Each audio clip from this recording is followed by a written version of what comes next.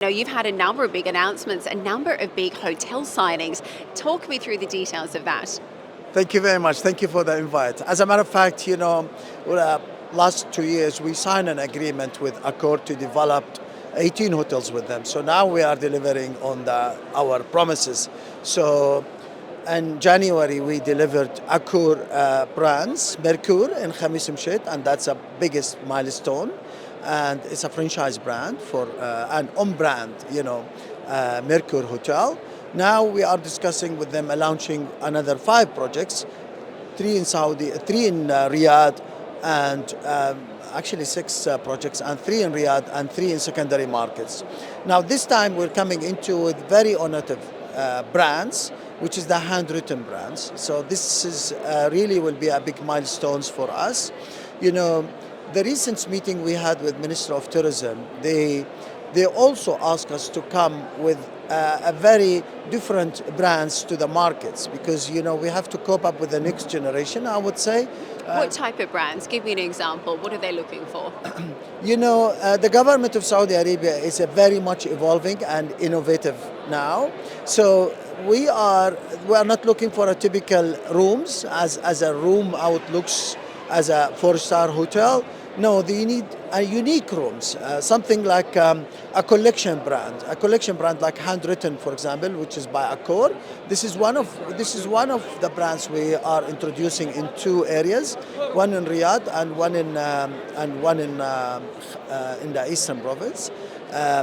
So this Handwritten is really going hands on hands with our vision as well as the Minister of Tourism vision toward developing this brands. And what I think is particularly interesting is that in Saudi we often see different types of tourism. Obviously, big push for religious tourism, a high-end 5-star luxury tourism. But you're looking for something a little bit different, aren't you? Making it a little bit more accessible to visit Saudi. So tell me about the importance of the midsection market.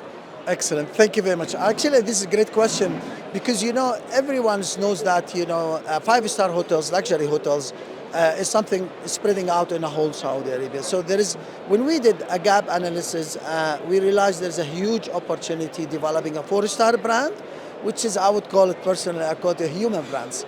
The human brands basically that can cater for a huge segments, which is untapped segments in different markets of Saudi Arabia. And these segments, they are in need and they are looking forward to stay in these hotels. Now, I understand in the luxury segments, you start by 2,500 and, moving up. So there is a huge clientele who basically looking for 800, 900 Saudi Riyal, which can doing an added value and being a unique value proposition for them in that area. And are you seeing that really being driven by business travelers or tourist visitors as well? Where are you really seeing that interest driven from today? Well, according to the location, to be honest with you, if you look to Riyadh, for example, where is the happenings and the entertainments, the MICE business, and lots of conferences happening in Riyadh. So that's basically one major segment.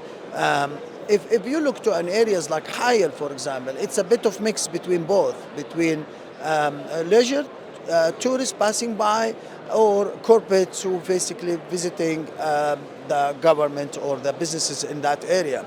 If you look to Qasim is a different breed. It's between corporate and families coming back to families. So this is something which is unique in a relation. So we're catering for different segments. Each hotel have its own unique touches.